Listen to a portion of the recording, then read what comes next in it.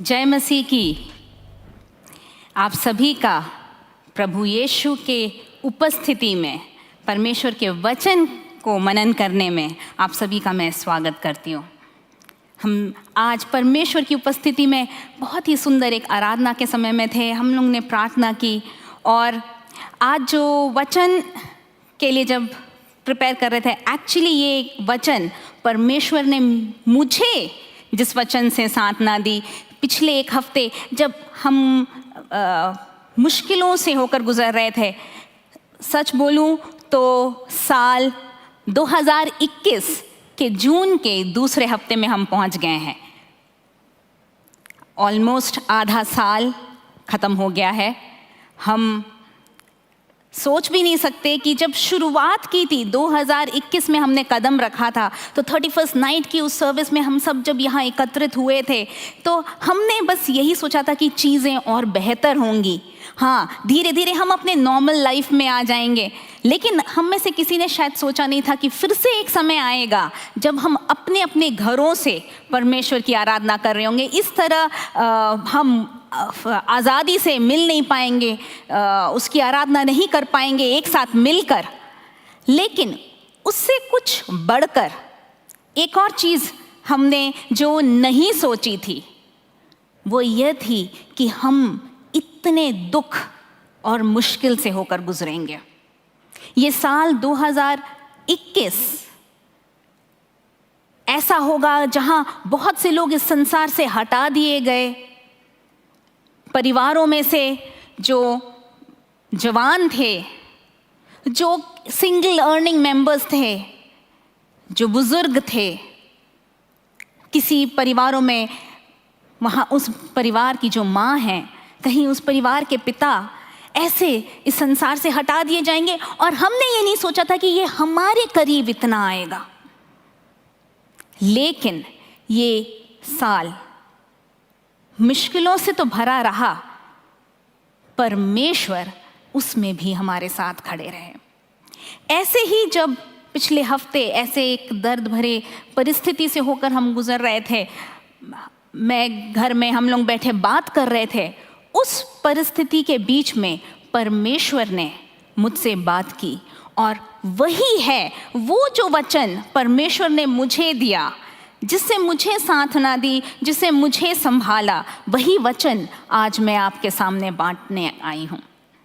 ऐसा एक समय था कि हम बात करते, प्रभु ऐसा क्यों ऐसा हो रहा। वो सवाल एक क्यों, कई बार हमारे जीवन में जब परिस्थितियाँ आती हैं तो हम क्यों पूछते हैं। हम सोचते हैं कि क्या वो सही है परमेश्वर से सवाल करना।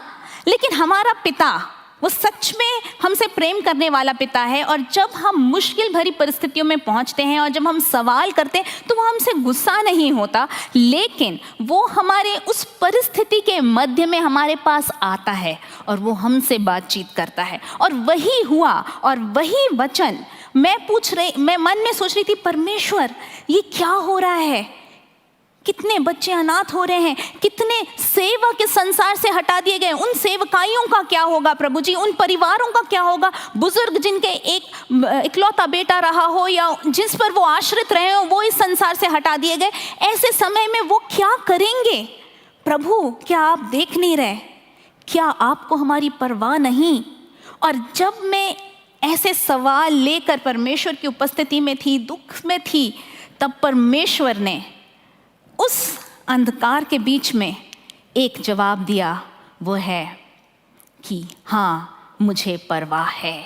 और आज वही मेरा शीर्षक है आज के मैसेज का, वो है वो मेरी परवाह करता है। और आज मैं चाहूँगी कि आपके जहन में भी ये आ जाए और आपके मुंह से भी ये आवाज़ निकलने पाए, हाँ वो मेरी परवाह करता है। तो इसके पहले कि हम वचन में जाएं, आइए हम आंखों को बंद करेंगे और प्रार्थना में जाएंगे। स्वर्गीय पिता प्रभु, हम आपकी उपस्थिति में आए हैं प्रभु जी। जैसे प्रभु हमने गाया, कोई हमें तेरे प्रेम से अलग नहीं कर सकता। हाँ प्रभु, चाहे हम घोर अंधकार से भरी हुई तराई से होकर क्यों न चले, हमें उस प्रेम से अलग मत करना, क्योंकि हम जानते हैं हम आपसे इसलिए प्रेम करते हैं क्योंकि आपने पहले हमसे प्रेम किया। आज के दोपहर के वक्त प्रभु हर एक श्रोतागण को, हर एक जो सुन रहे हैं उनको और अपने आप को आपके हाथों में समर्पित करती हूँ। पवित्र आत्मा के सामर्थ्य से भर, मेरे मुख से निकलने वाले हर एक वचन आपकी ओर से होने पाए और हर एक जो सुनते हैं उनके हृदयों को छुए और उन्हें और आप में दृढ़ करें। प्रभु जी, आदर महिमा आपको देते हैं यीशु के नाम में, आमेन, आमेन। तो जैसे मैंने कहा कि मैं इस सवाल को पूछ रही थी, हे प्रभु, क्या आपको चिंता नहीं? क्या आपको परवाह नहीं? क्या होगा इस परिस्थिति में? क्या होगा? इनका क्या होगा? उनका क्या होगा?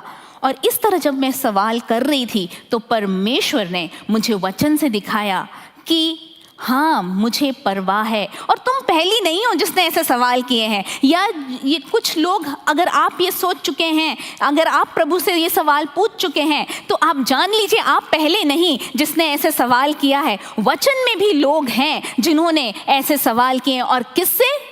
स्वयं यीशु मसीह से ही सवाल किए हैं। मैं कुछ 2-3 घटनाएं, 2-3 परिस्थितियां वचन से बताऊंगी जहां पर प्रभु यीशु से लोगों ने पूछा कि हे प्रभु, क्या तुझे ये परवाह नहीं?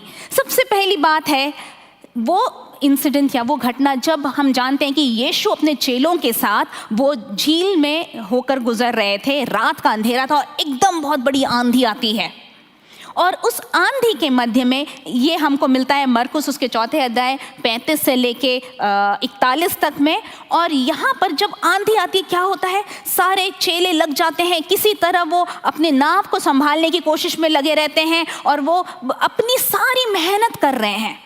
पूरी मेहनत करके भी उन्हें लगता है कि नहीं, हम नहीं बचा पाएंगे, ये तो हम तो आज डूब जाएंगे। और जब उस एहसास में पहुँचते हैं तो एकदम से वो ढूंढते, अरे यीशु कहाँ है? और वो देखते हैं कि यीशु तो आराम से पीछे सो रहे हैं। मरकुस 4:38 में से लिखा है, और वह आप पिछले भाग में गद्दी पर सो रहा था। तब उन्होंने उसे जगाकर उससे कहा, हे गुरु, क्या तुझे चिंता नहीं कि हम नाश हुए जाते हैं? इस परिस्थिति में जब वहां पर आंधी तूफान था हर जगह और यीशु उनके साथ थे, एकदम से उन्हें एहसास होता है कि अरे यीशु तो है लेकिन वो कहाँ है? और वो देखते वो आराम से सो रहा है और वो यीशु से पूछते हैं, हे प्रभु, क्या तुझे चिंता नहीं? क्या तुझे परवाह नहीं कि हम डूबने वाले हैं? मेरे प्रियो, कई बार हमारी जीवन में भी मुश्किलें आती हैं, परिस्थिति बहुत बुरी हो जाती है और हम अपने मेहनत से जो कुछ कर सकते हैं सब कर लेते हैं और उसके बाद अगर एकदम से एहसास होता है कि हे प्रभु, मैं कुछ नहीं कर सकता, अब तो बस खत्म है। तब हम प्रभु से बोलते, प्रभु, क्या तुझे परवाह नहीं?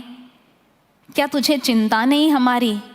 और तब यीशु उठकर क्या करते हैं? हमें पता है यीशु को उनकी परवाह थी। यीशु उठ खड़े होते हैं और वो उन्हें बोलते हैं, अरे तुम्हें इतना भी विश्वास नहीं? और वो उस आंधी को डांटते हैं, उस हवा को डांटते हैं और जब जैसे ही यीशु बोलते हैं शांत हो जा, सब कुछ शांत हो जाता है। और क्या होता है? चेले बोलते, अरे ये कौन है कि आंधी और तूफान भी इसकी बातों को मानते हैं या सुनते हैं? मेरे प्रियो,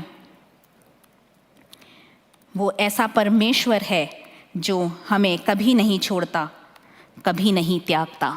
वो हमारे साथ हमेशा बना रहता है।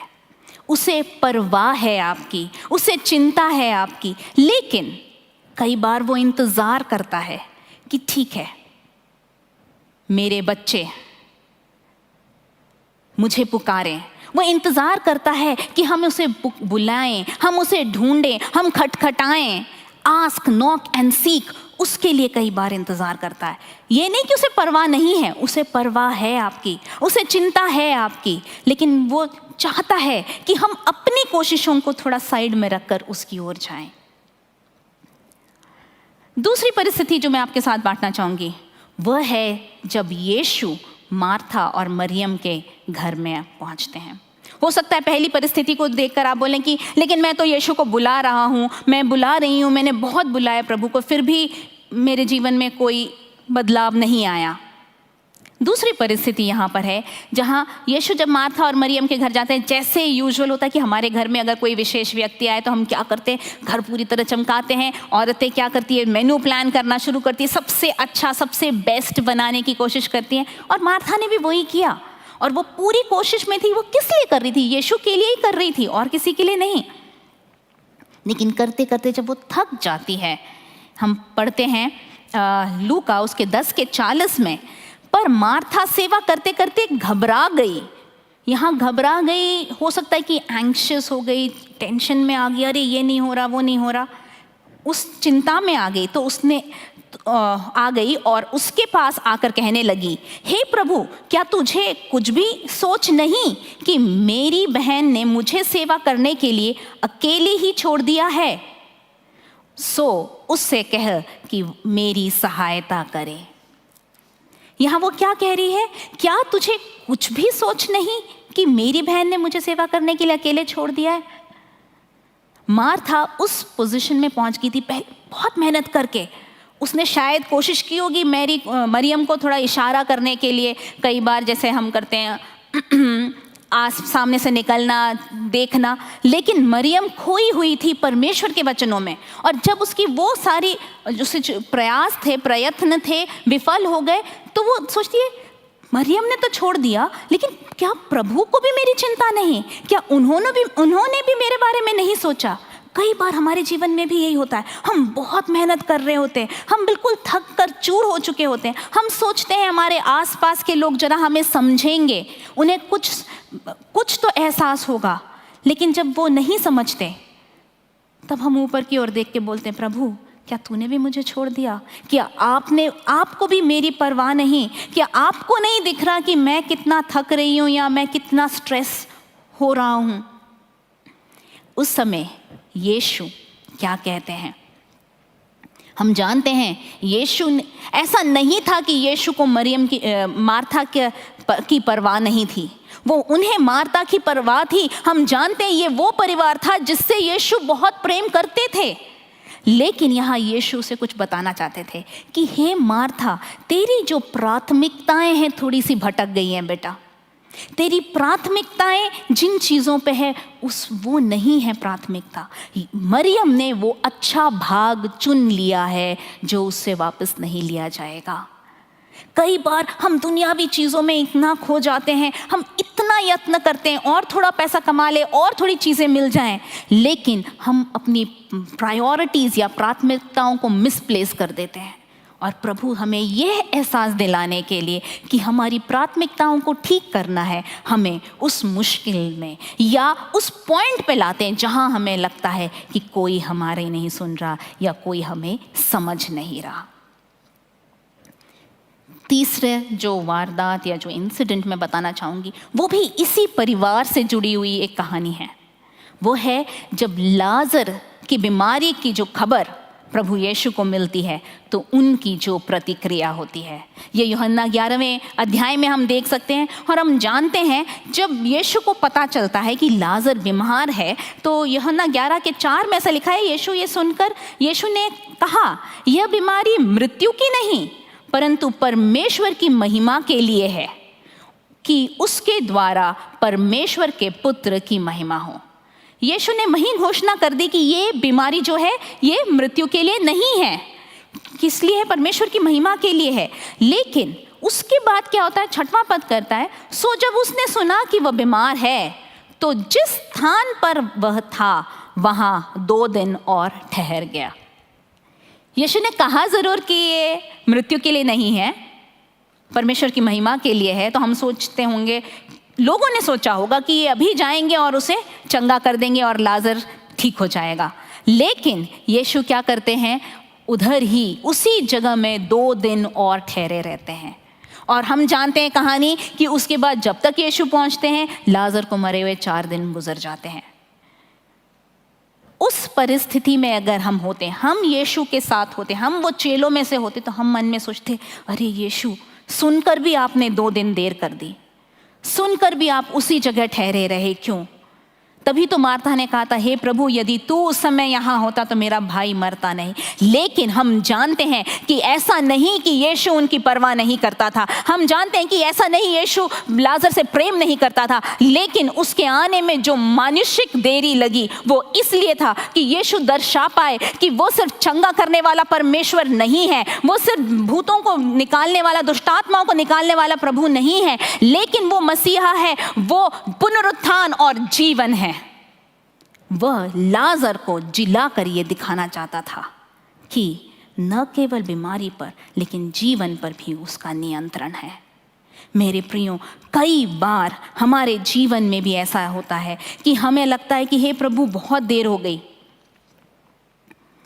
लेकिन प्रभु की योजनाएं कुछ और है। शायद आप इसको भी सुनकर कहेंगे, हाँ बहन, कम से कम 4 दिन बाद लाजर को जिलाया तो था, लेकिन जिस प्रिय के लिए हमने प्रार्थना की उनको प्रभु ने अपने पास बुला लिया। मेरे प्रिय मित्रों, हम कई बार नहीं समझ पाते परमेश्वर की योजनाएं, उसकी योजना नहीं समझ पाते, लेकिन उसमें भी उसकी योजना होती है अपने नाम को महिमा लेने की। इस समय मैं एक गवाही देना चाहूँगी, एक्चुअली यही गवाही थी जो मुझे इस वचन की ओर ले गई, या इस टॉपिक को उठाने में किया। ये है हमारे निजी जीवन से गवाही है, ये मेरी मम्मी की गवाही है, मेरी माता की गवाही है।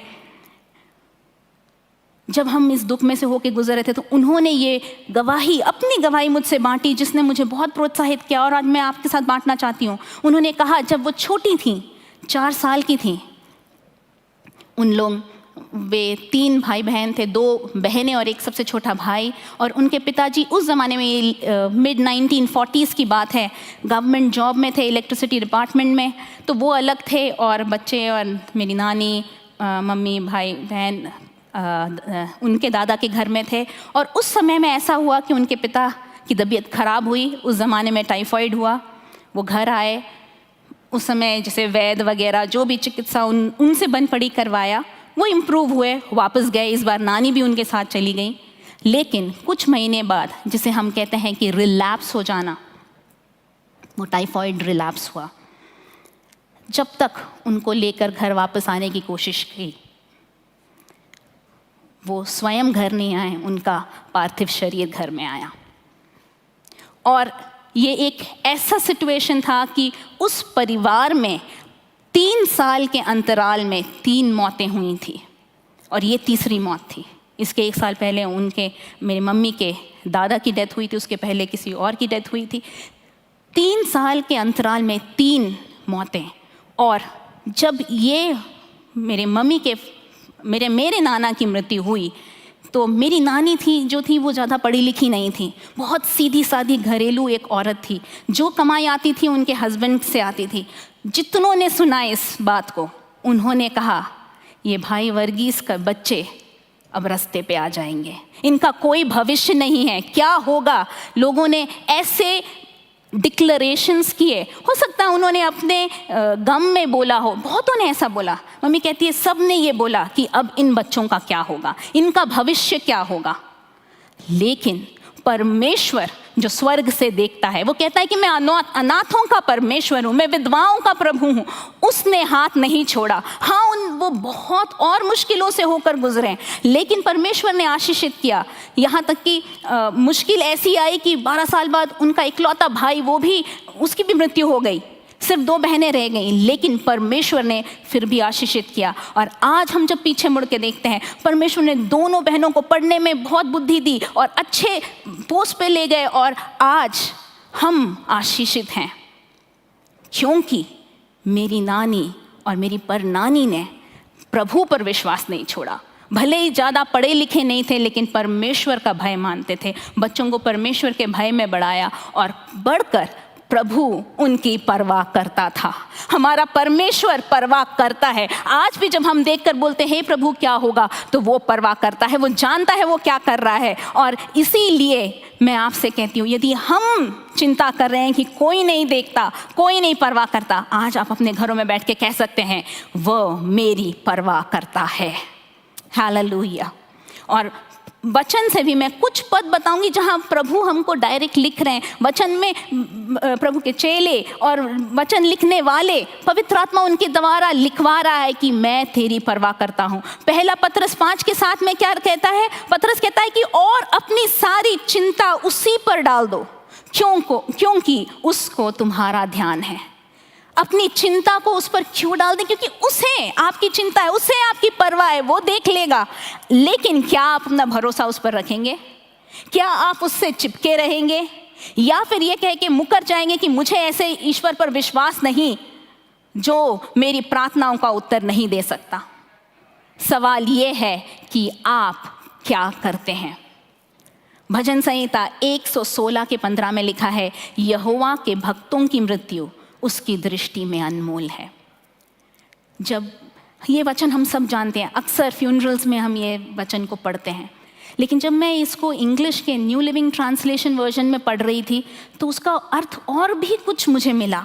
वहाँ लिखा है, the lord cares deeply when his loved ones die. क्या लिखा है?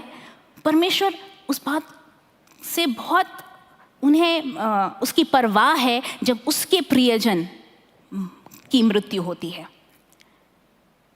यदि उसके किसी दास को वो बुलाता है तो प्रभु इस बात को संभालता है कि कैसे वो आगे चलाएगा। आगे का प्रबंध उसने सोच रखा है। जो अंत को आरंभ से जानता है वो प्रभु जानता है कि आगे क्या करना है। हमें बस अपने आप को उसके हाथों में देते हुए कहना है, हाँ प्रभु, क्योंकि मेरा भविष्य आपके हाथ में है, मैं हारूंगा नहीं, मैं टूटूंगा नहीं, मैं आप पर भरोसा करूंगा और कल का सामना आपके साथ करूंगा। हालेलुया। यशाया 46:4 में ये वचन बहुत ही सुंदर लगा मुझे। वहाँ लिखा है, तुम्हारे बुढ़ापे में भी मैं वैसा ही बना रहूँगा और तुम्हारे बाल पकने के समय तक तुम्हें उठाए रहूँगा। मैंने तुम्हें बनाया और तुम्हें लिए फिरता हूँ। कितना सुंदर वचन। चाहे आपको लगे कि अरे हमारा जवान बेटा जिस पर हमारा भविष्य निर्भर था, या वो व्यक्ति जिसके भरोसे हमारा जीवन चलता था, प्रभु आपने उसे ले लिया, लेकिन प्रभु क्या कहता है कि मैंने तुम्हें बनाया है और तुम्हें लिए फिरता हूँ। वो अपने हाथों में हमें लिए फिरता है। उसको आपकी चिंता है, उसको आपकी परवाह है। उसकी ओर अपने मुख को लगाए रखें, उससे चिपके रहें, उससे चिपके रहें और वो कभी नहीं छोड़ेगा, वो कभी नहीं त्यागेगा। जैसे हमने गाया था कि क्या है जो हमें परमेश्वर के प्रेम से अलग कर दे। चाहे कुछ भी हो जाए, मृत्यु आए, चाहे जो भी आए, मेरे प्रियो, हमें परमेश्वर से चिपके रहना है, हम उसके प्रेम से अलग ना हों। यशाया 41:13 में लिखा है, क्योंकि मैं तेरा परमेश्वर यहोवा तेरा दाहिना हाथ पकड़कर कहूँगा, मत डर, मैं तेरी सहायता करूँगा। वो हमें हाथ पकड़कर चलाने वाला परमेश्वर है। साथ ही साथ यदि मत्ती 6 में हम पढ़ते हैं तो वहाँ पर प्रभु यीशु स्वयं कहते हैं कि तुम चिंता क्यों करते हो, चिंता कर कर तुम कुछ नहीं बढ़ा सकते। यदि मैंने जो घास है उसको अगर मैंने इतने अच्छे वस्त्र पहनाए हैं तो तुम उससे कितने बढ़कर हो। यदि पक्षियों को मैं खाना दे सकता हूँ तो तुम उससे कितने बढ़कर हो। हमारी जो ज़रूरतें हैं उसको पूरा करने वाला हमारा परमेश्वर हमारे साथ है। मेरे प्रियो, वो हमें कभी ना छोड़ता है, न कभी त्यागता है। लेकिन हो सकता है आप सवाल करें, सिस्टर, तो फिर हमारे जीवन में इतने क्लेश, इतनी परीक्षाएं, इतनी मुश्किलें क्यों आती हैं? मैं जल्द आपके सामने कुछ कारण, मैं नहीं कहूँगी मैंने सारे कारण रखे हैं, लेकिन कुछ कारण जिसके लिए प्रभु हमारे जीवन में मुश्किलें आने देते हैं या क्लेश आने देते हैं, आपके सामने रखना चाहूँगी। सबसे पहली बात, हमें शुद्ध करने के लिए, हमें पवित्र करने के लिए। यशाया 48:10 में लिखा है, देख मैंने तुझे निर्मल तो किया परंतु चांदी की नाई नहीं, मैंने दुख की भट्टी में परख कर तुझे चुन लिया है। हमें दुख में से जब जाने देता है, गुजरने देता है, तो वो एक्चुअली जैसे सोने को ताया जाता है, वैसे हमें आग की भट्टी नहीं, दुख की भट्टी में वो हमें और शुद्ध कर रहा है। यही चीज़ आप बहुत जगह पढ़ेंगे, यिर्मयाह में पढ़ेंगे, ज़करिया में पढ़ेंगे, मलाकी में पढ़ेंगे। वो बार बार ये कहता है कि मैंने तुम्हें मुश्किलों में से होकर गुजार कर तुम्हें और शुद्ध और पवित्र किया है। दूसरी बात कि मसीह का चरित्र हमारे में, उसका चरित्र का निर्माण हो, हम मसीह यीशु की तरह बन जाएं। जैसे मैंने कहा कि वो हमें उस दुख की भट्टी में से होकर निकालता है। एक जगह लिखा है कि वो सोने को, चांदी को कैसे वो शुद्ध करता है, उसको तब तक पिघालता है जब तक वो जो सुनार है उसका प्रतिबिंब उसमें न दिखने पाए। हमारे जीवन में जब क्लेश आते हैं वो तब तक हमारे में कार्य करता है जब तक प्रभु यीशु का प्रतिबिंब हम में न दिखने लगे। रोमियो 5:3 और 4 में लिखा है, केवल यही नहीं वरन हम क्लेशों में भी घमंड करें, यही जानकर कि क्लेश से धीरज और धीरज से खरा निकलना और खरे निकलने से आशा उत्पन्न होती है। ये सही बात है। हमारे जब हम मुश्किलों से होते हैं तो कुछ हमारे कैरेक्टर्स जो से हमें पता नहीं होता कि हमारे जीवन में अरे ये सब भी चीज़ें हैं, लेकिन वो बातें हमारे जीवन में उभर कर निकलती है। धीरज आता है, पेशेंस। कई बार हम बोलते हैं मुझ में पेशेंस नहीं है, लेकिन उन डांटे तब तो बुरा न मानना, क्योंकि यहोवा जिससे प्रेम रखता है उसे डांटता है, जैसे कि बाप उस बेटे से जिसे अधिक चाहता है। कई बार लोग पूछते हैं, प्रभु वो दुनिया के लोग तो वो कितना कुछ गलत कर रहे हैं, उन्होंने तो सब किया, उनके जीवन में खुशहाली है, मेरे जीवन में एक छोटी गलती और इतनी बड़ी सज़ा। जब पिता अपने बेटे से प्रेम करते हैं तो वो उसे इसलिए ताड़ना देते हैं छोटी गलती के लिए। प्रभु नहीं चाहते कि हम उनसे दूर हो जाएं या अनंत नरक के राह में निकल जाएं। उनको हमारी परवाह है, तभी तो वो हमें ताड़ना देकर सही राह में लाने की कोशिश करता है। और इब्रानियों 12:5-7 में भी आप पढ़ लीजिएगा, वहाँ देखते हैं कि जिससे वो अधिक प्रेम करता है वो उसको अधिक ताड़ना देता है, क्योंकि 6वां पद कहता, क्योंकि प्रभु जिससे प्रेम करता है उसी की ताड़ना भी करता है, और जिसे पुत्र बना लेता है उसी को कोड़े भी लगाता है। तो प्रभु अपने प्रेम में हमें सही मार्ग में उस अनंत काल की आग से बचाने की खातिर वह अपने कलेजे पे पत्थर रखकर कई बार हमें दुख में से गुजरने देता है। चौथी बात जिस कारण से क्लेश हमारे जीवन में आते हैं वो है अनंत महिमा को उत्पन्न करने के लिए, वो इटर्नल ग्लोरी हमारे जीवन में दिखने के लिए, और कई बार वो जो स्वर्गीय प्रतिफल है ना उसको पाने के लिए। 2 कुरिन्थियों 4:16 और 17 में ऐसा लिखा है, इसलिए हम हियाव नहीं छोड़ते, यद्यपि हमारा बाहरी मनुष्यत्व नाश भी होता जाता है तो भी हमारा भीतरी मनुष्यत्व प्रतिदिन नया होता जाता है। क्योंकि इस नेक्स्ट पद में जाने के पहले मैं ये शेयर करना चाहूँगी, मैंने इसी कलीसिया में हमें कुछ आंटी लोग हैं उनसे सीखा है, जीवन में जितनी भी मुश्किलें आती हैं उनके चेहरे से वो मुस्कुराहट नहीं जाती, और मैं देखती हूँ कि जितनी तकलीफें उनके जीवन में आती वो उतना और प्रभु में बढ़ते जाते हैं। यही है, बाहरी मनुष्यत्व तो क्या हो रहा है, वो तो नाश हो रहा है, लेकिन हमारा अंदरी मनुष्यत्व प्रतिदिन नया होता जाता है। और 17 पद कहता है, क्योंकि हमारा पल भर का हल्का सा क्लेश हमारे लिए बहुत ही महत्वपूर्ण और अनंत महिमा उत्पन्न कर जाता है। पौलुस के जीवन में जो क्लेश आए थे उसका वर्णन करना भी बहुत भयंकर है। हमने तो उसका एक छोटा सा कण भी नहीं देखा होगा, और उसमें भी पौलुस क्या कहता है, पल भर का हल्का सा क्लेश। आखिरकार क्यों वो ये कह पाया? इसलिए क्योंकि उसकी नज़र उस शारीरिक अपने जीवन पर नहीं थी, लेकिन उस महिमा पे थी जो अनंत काल में उसको मिलना था, और इसीलिए वो उस महिमा को, स्वर्गीय महिमा को देखता था तो उसे ये क्लेश छोटा सा लगता था। एक उदाहरण के तौर पे मैं ये जब सोच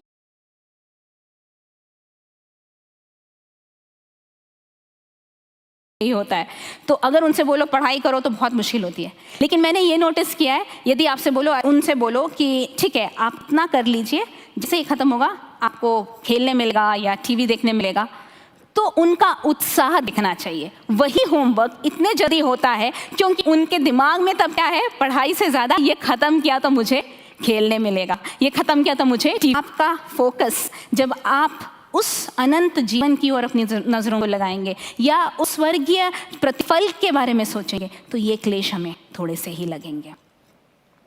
5वीं बात, हमारे द्वारा परमेश्वर की महिमा को दिखाने के लिए कई बार परमेश्वर हमारे जीवन में मुश्किलों को आने इसलिए देते हैं कि जब हम उससे गुजरते हैं, जिस परमेश्वर की जो देखते हैं वो परमेश्वर की महिमा करते हैं।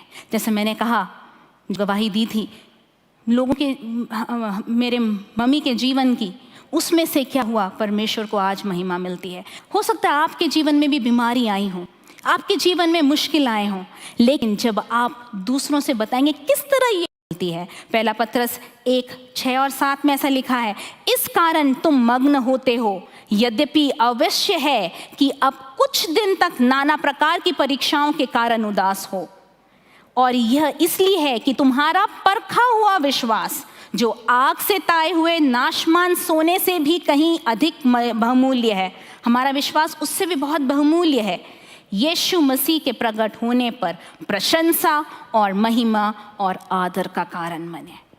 हमारे जीवन में जो होता है उससे प्रशंसा, महिमा और आदर प्रभु को मिलती है, और इसीलिए कई बार प्रभु हमें उसमें से गुजरने देते हैं। शद्रक, मेशक, अबेदनगो के बारे में ही सोच लीजिए। यदि वो आग की भट्टी में नहीं जाते तो परमेश्वर वहाँ ना उतरते, स्वर्गदूत वहाँ ना उतरता और वो और इतनी महिमा का कारण नहीं बनता।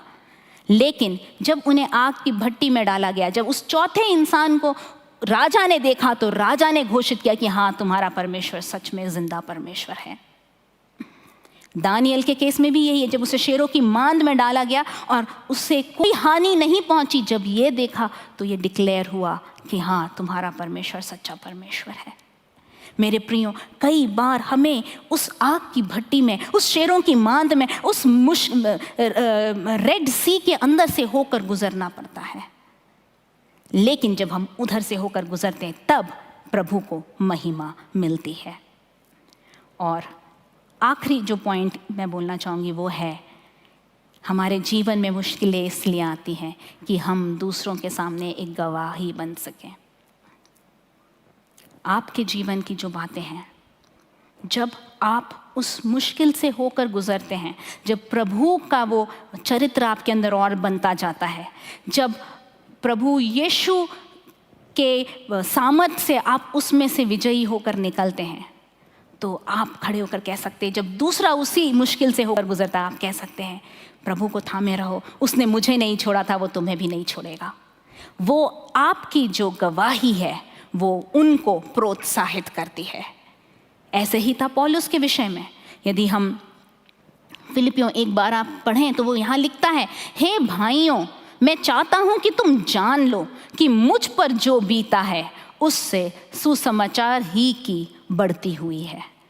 इतनी ताड़ना, इतनी मुश्किल से कि वो क्या कह रहा है, मुझ पर जो बीता है उससे क्या हुआ है, सुसमाचार की बढ़ती हुई है। वचन कहता है कि तुम्हें मौका मिलेगा मेरी गवाही देने का। वही हुआ।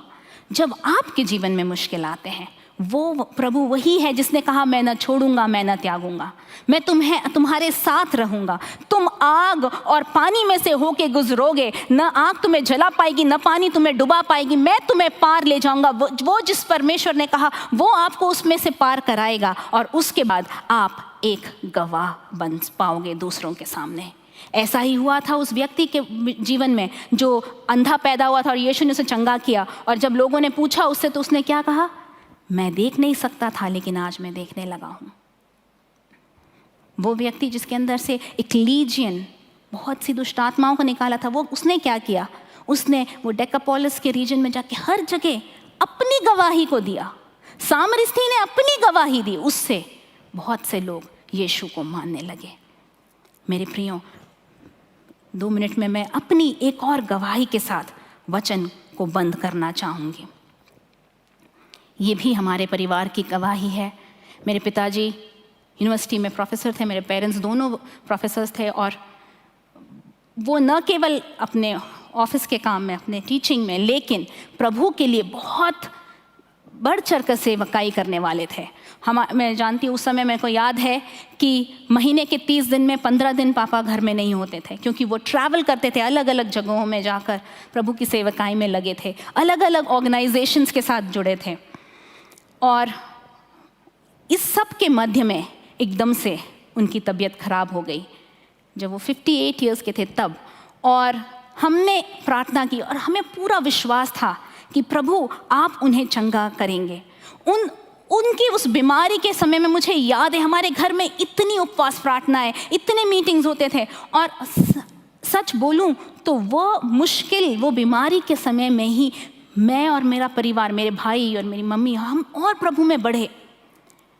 और यदि हमारे परिवार की परिस्थिति बोलें तो उसके पहले तो मेरे पापा बहुत ही परफेक्शनिस्ट, एक्सट्रोवर्ट, सब कुछ, one man handling the entire house कहना चाहिए, वन मैन शो था हमारे घर में। पापा सब कुछ करते थे, वो बाहर रहे तो भी, वो चाहे सब्जी लेना हो, ग्रॉसरी लेना हो, मेरे स्कूल की कुछ बात हो, हर चीज़ को वो सिंगल हैंडेडली हैंडल करते थे। और मेरी मम्मी हमेशा कहती कि वो एक इंट्रोवर्ट थी और वो उनके शैडो में रही। लेकिन जैसे ही पापा की तबीयत खराब हुई, ऐसा हुआ, she was pushed to the four front.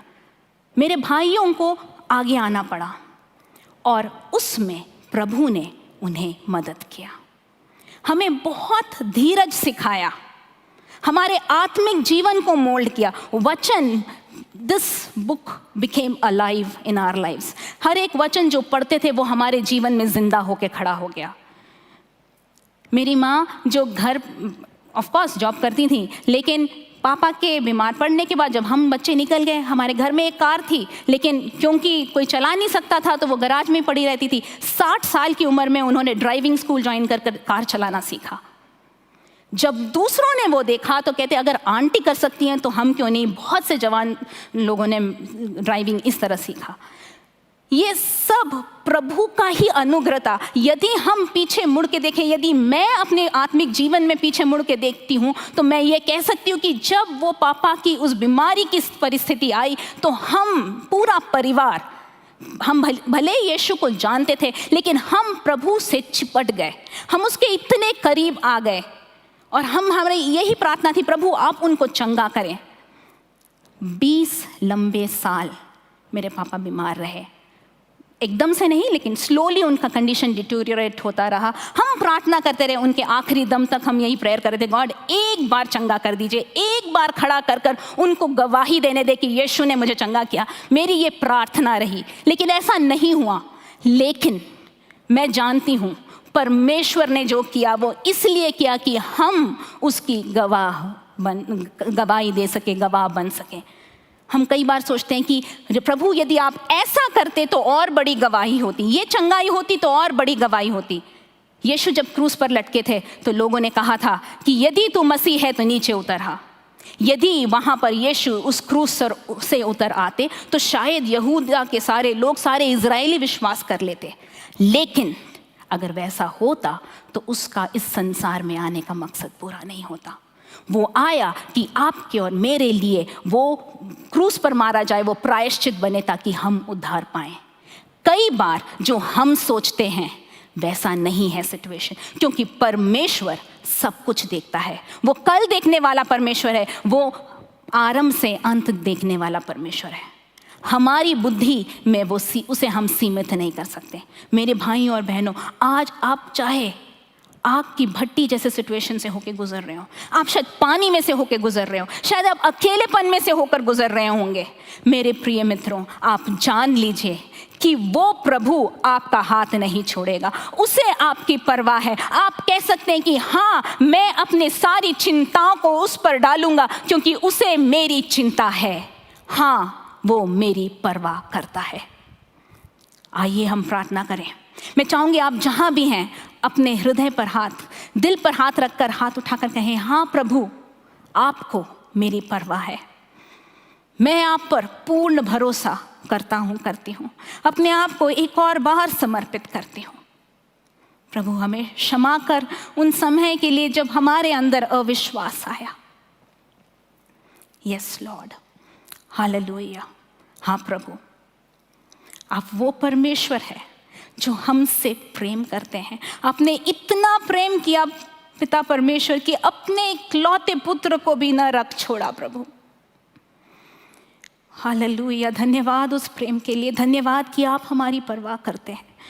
प्रेमी पिता परमेश्वर, मैं हर एक व्यक्ति जो आज आपकी उपस्थिति में है, शायद टूटे मन से आए हैं, शायद प्रभु जी वो मुश्किल में होकर गुजर रहे हैं प्रभु जी, शायद ऐसे समय में हो जहां वो आपसे सवाल कर रहे हैं प्रभु जी, होने दे प्रभु, आज आपका प्रेम उन्हें बिल्कुल घेरने पाए प्रभु जी। You would wrap them in your love Lord, और आपकी उपस्थिति उनके हृदय में, उनके जीवन में उतरने पाए, और आपका सामर्थ उंडेल दीजिए प्रभु जी, क्योंकि जब हम कमज़ोर होते हैं आपका सामर्थ हमारे द्वारा प्रकट होता है प्रभु जी। हम सब कुछ कर सकते हैं उस यीशु के द्वारा जो हमें सामर्थ देता है। प्रभु आप में बने रहें, आप में चिपके रहें प्रभु जी, कभी भी आपसे दूर न होने पाए प्रभु। आपकी शांति, आपकी सांत्वना हर एक के ऊपर आने पाए, और प्रभु आप में हम दृढ़ होने पाए प्रभु जी। धन्यवाद देते हैं आपकी आशीषों के लिए, धन्यवाद देते हैं आपने जो हमें चलाया अभी तक सब कुछ। प्रभु यीशु आपके सामर्थी नाम में मांगते हैं, सुनिए और ग्रहण करिए, आमीन।